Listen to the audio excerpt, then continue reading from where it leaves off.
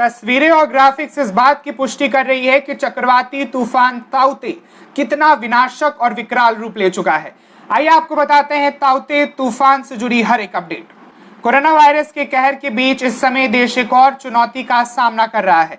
चक्रवाती तूफान ताउते जो अब गोवा में तबाही मचाने के बाद गुजरात की ओर चल पड़ा है और पूर्वानुमान के अनुसार आज शाम तक इसके गुजरात तट तक पहुंचने की उम्मीद है। इसके साथ ही 18 मई की सुबह ताउते पोरबंदर और भावनगर जिले के महुआ के बीच से गुजरा। वही तूफान ताउते की चुनौती से निपटने के लिए सरकार की तैयारियां जोरों पर है। प्रधानमंत्री नरेंद्र मोदी से लेकर केंद्रीय गृह मंत्री अमित शाह और राज्यों के मुख्यमंत्री लगातार तैयारियों का जायजा ले रहे हैं, जबकि मौसम विभाग पहले ही तूफान की ओर विनाशकारी रूप लेने का पूर्वानुमान लगा चुका है। इसके चलते कई राज्यों को अलर्ट पर रखा गया है और एनडीआरएफ, कोस्ट गार्ड सहित अन्य राहत दलों ने मोर्चा संभाल रखा है।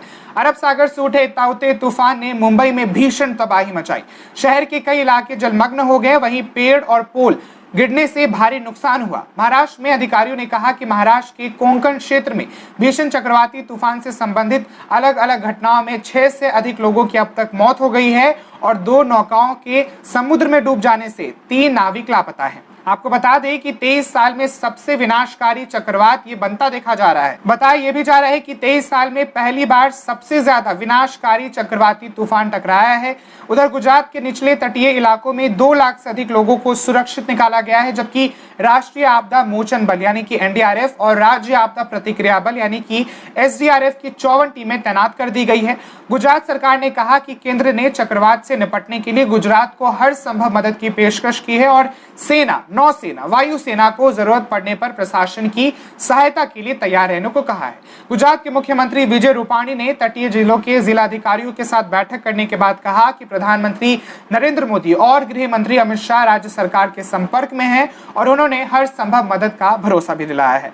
आपको बताते चले कि इससे पहले साल 1998 में गुजरात में एक चक्रवाती तूफान ने भयंकर तबाही मचाई थी।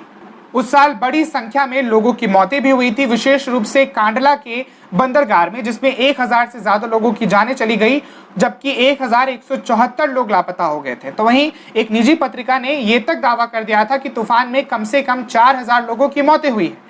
तो उधर कर्नाटक में चक्रवात ताउते का तांडव देखने को मिला है। भीषण बारिश और पेड़ गिरने से मलनाड जिले में 8 लोगों की मौत हो गई है। कर्नाटक राज्य आपदा प्रबंधन प्राधिकरण के अधिकारियों की ओर से स्थिति को लेकर जारी रिपोर्ट में बताया गया है कि कल सुबह तक 121 गांव और तालुका चक्रवात से प्रभावित है। बताया यह भी गया है कि 547 लोगों को अब तक उनके संबंधित स्थानों से निकाला गया है और चक्रवात से लोगों को बचाने के लिए यहाँ खोले गए 13 राहत शिविरों में 290 लोग शरण लिए। वहीं इन सबके बीच एक और बड़ी चुनौती, एक और बड़ा सवाल, और वो है चक्रवातों का अर्थव्यवस्था पर गंभीर असर पड़ना। विश्व मौसम संगठन यानी कि WMO के मुताबिक पिछले साल मई में भारत और बांग्लादेश सीमा पर आए अम्फान तूफान के कारण दोनों देशों में करीब 130 लोगों की जानें गई थी और कुल 50 लाख लोगों को विस्थापित करना पड़ा था। WMO का आकलन है कि इससे कुल 1400 करोड़ डॉलर यानी करीब 1 लाख करोड़ रुपए का आर्थिक नुकसान झेलना पड़ा था।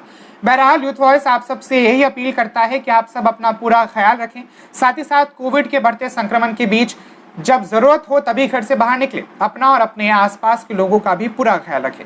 इसी के साथ इस रिपोर्ट में सिर्फ इतना ही। आपके साथ था मैं पीयूष प्रियदर्शी और आप देख रहे थे यूथ वॉइस। इस वीडियो को ज्यादा से ज्यादा शेयर करें, हमारे पेज चैनल को लाइक, शेयर और सब्सक्राइब जरूर करें। शुक्रिया।